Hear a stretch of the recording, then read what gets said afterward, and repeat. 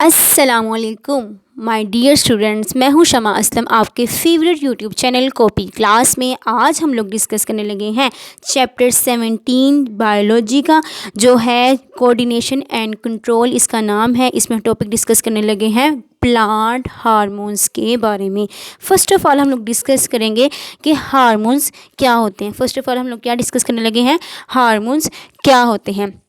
Hormones basically ख़ास किस्म के जो सब्सटेंसेस हैं जो कि पौधे के अंदर प्रोड्यूस हो रहे हैं, और ना सिर्फ पौधे के अंदर प्रोड्यूस हो रहे हैं बल्कि इन्होंने ग्रोथ के ऊपर अपना इन्फ्लुएंस करना है, उसके ऊपर अपना असरात मुरतब करना है, और साथ साथ मुख्तलिफ़ तरह की जो स्टिमुलाई है उनका रद्द-ए-अमल भी शो करती हैं ये, ठीक है।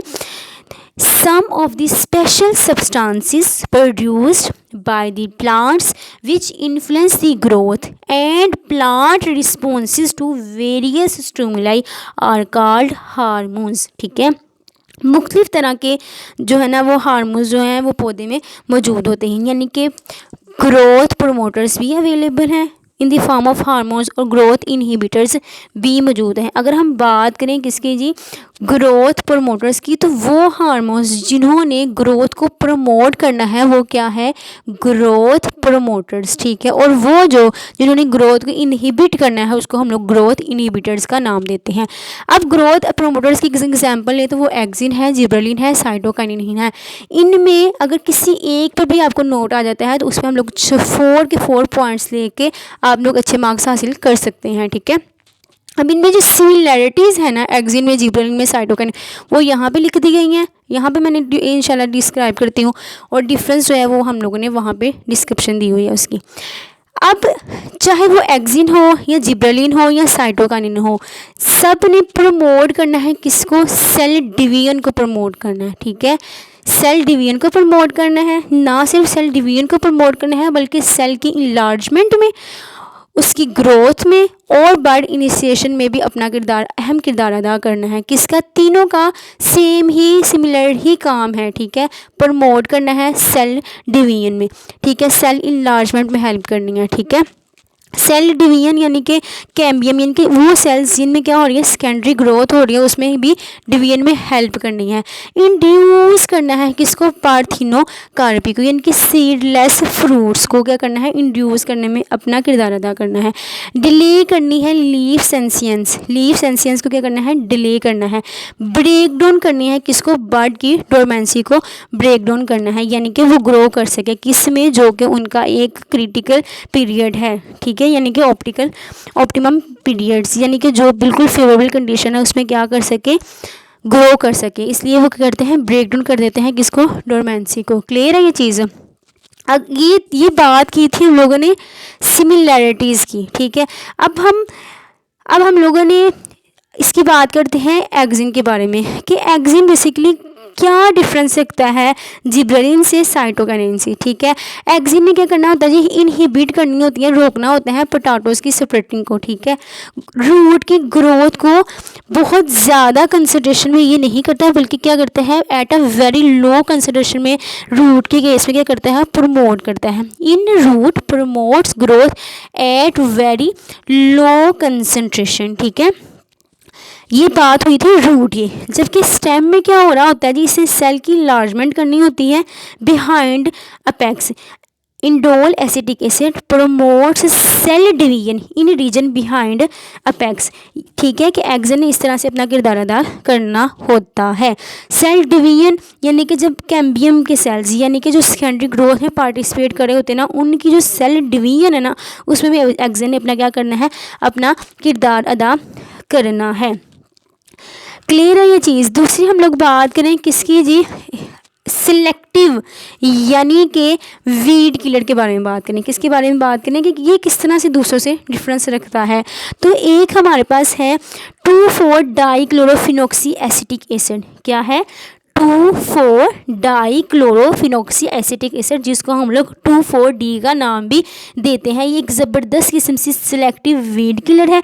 इसलिए कि ये बेसिकली किल कर देती है वो वाली स्पीशीज़ को जिनके चौड़े पत्ते होते हैं, ब्रॉड लीव स्पीशीज़, यानी कि बात हो रही है डाइकोट्स के बारे में, ठीक है। और ये क्या कर देती है, ये जो प्री मैच्योर यानी कि अभी अच्छे तरीके से जो फ्रूट भी पका नहीं है ना, उसको भी गिरने से रोकती है। In other words retard abscission, ठीक है, it prevents premature fruit ripening. ये हमने फ़िलहाल बात की है एक्जिन किस तरह से मुख्तलिफ है दूसरे जिब्रेलिन से और साइटोकाइनिन से। अब हम बात करते हैं किसके जी, प्रमोट, किस तरह से जिब्रेलिन प्रमोट करता है किसको, बोल्टिंग को। बोल्टिंग बेसिकली ऐसा हम प्रोसेस है जिसको मैं इस तरह से आसान लफ्ज़ों में डिफ़ाइन करती हूँ कि तेज़ी से सीधा ऊपर की तरफ उगना, ठीक है, पौधे का तेज़ी से सीधा ऊपर की तरफ उगना। अब ये हर पौधे में नहीं होती बल्कि ख़ास किस्म के कुछ रोसीड प्लांट्स होती हैं। रोसीड प्लांट्स ऐसे प्लांट्स होते हैं जो कि बिल्कुल जारी की तरह ज़मीन के साथ फैले हुए हों। तो उनकी जो कुछ स्पीशीज़ है ना, उसके अंदर जो ना बोल्टिंग का जो बोल्टिंग को प्रमोट करता है, कौन करता है जी, जिब्रेलिन करता है, ठीक है। प्रमोट बोल्टिंग इन सम रोसीड प्लांट्स, स्टिमुलेट करता है अल्फ़ा अमाइलेज की प्रोडक्शन को। किसको स्टिमुलेट करता है, अल्फ़ा अमाइलेज की प्रोडक्शन को। बहुत ज़्यादा जैसे शराब बनाने वाली फैक्ट्रीज़ वगैरह हैं, तो इसमें इसने क्या करना होता है कि अल्फ़ा अमाइलेज को स्टिमुलेट करना है ताकि इसकी प्रोडक्शन में alpha mileage production in badly, ताकि प्रमोट हो सके माल्टिंग। माल्टिंग बेसिकली स्टार्च को जब माल्टोज में तब्दील किया जाता है तो इस प्रोसेस को हम लोग माल्टिंग का नाम देते हैं। जिब्रेलिन का ख़ास रोल हम लोगों को किस में नज़र आता है, ब्रीविंग इंडस्ट्री में, यानी कि जो शराब बनाने वाली जो फैक्ट्रीज़ होती हैं ना उसमें। और किस फार्म में जी, GA3 के फार्म में। दूसरे GA3 is used in the brewing industry to stimulate alpha amylase production in barley and this promotes malting, ठीक है। ये भी हेल्प करता है कि जो फ्रूट है ना वो आसानी से पक जाए। सबसे ज़बरदस्त इसका जो रोल है ना, वो हम लोग को अगर कंपैरिजन में देखें तो हम लोग को ये नज़र आता है कि बहुत ज़्यादा जो फ्रूट्स होते हैं जैसे कि ग्रेप फ्रूट्स हैं या बनानास है, तो उनकी स्टोरेज लाइफ को इम्प्रूवमेंट में ये बहुत अहम किरदार अदा करता है, ठीक है। कि ताकि अगर हम लोगों ने कुछ ट्रांसपोर्ट वगैरह भी करनी है फ्रूट्स वगैरह भी, तो वो अपनी जो असल हालत है, असल टेस्ट में ना फॉर सम लॉन्ग डिस्टेंस या फॉर सम लॉन्ग ड्यूरेशन या कुछ टाइम के लिए जो है ना अपना जो जायका और अपनी जो मेयार है, क्वालिटी है, उसको बरकरार रखे, तो उसमें भी जिब्रेलिन बहुत अहम किरदार अदा करता है। It is used to improve storage life of bananas and fruit ripening. Clear है ये चीज़। आगे हम लोग किसकी बात करने लगे हैं जी, हम बात करने लगे हैं साइटोकाइनिन की, जो कि भी क्या है, ये भी है ग्रोथ प्रमोटर। इसने प्रमोट करना है स्टोमेटल ओपनिंग को, कि स्टोमेटा क्या है, ओपन हो जाएं, क्या हो जाए, ओपन, स्टोमेटा ओपन हो जाएं। इसने ना सिर्फ ये करना होता है बल्कि इसने क्या करना होता है जी, लेटरल जो ग्रोथ है ना उसको भी प्रमोट करना होता है, इनहिबिट करना होता है प्राइमरी रूट की ग्रोथ को, ठीक है।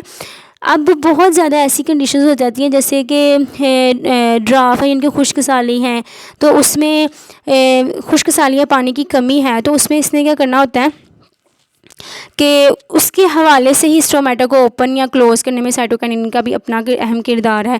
और स्टोमेटा ओपन तभी होंगे जब पानी बहुत ज़्यादा होगा और ट्रांसपिरेशन के ज़रिए पानी को लॉस करना होगा, तो इसने क्या करना करेगा, प्रमोट करेगा स्टोमेटल ओपनिंग को। इस्तेमाल किया जाता है ताकि फ्लावर्स जो है ना वो बिल्कुल फ्रेश नज़र आएँ, फ्लावर्स के यहाँ बिल्कुल फ्रेश नज़र आएँ। जैसे कि हमारे पास अगर कैबेज है या फिर सलाद वगैरह के जो पत्ते हैं, तो उनको भी ये अपनी तरोताज़गी बरकरार रखने में ना बहुत अहम किरदार अदा करता है। डिले एजिंग, ठीक है, डिले एजिंग, और ये भी ब्रेक डाउन कर देता है डोरमेंसी को कुछ सीड्स में।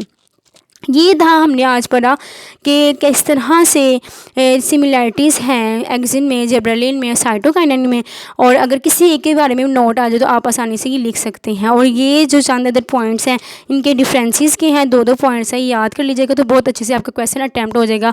Thank you so very much. अगर तो आपको अच्छी वीडियो लगी हो तो ज़रूर लाइक कीजिएगा, बताइएगा कमेंट बॉक्स में कि आपको हमारी आज की वीडियो कैसी लगी हो।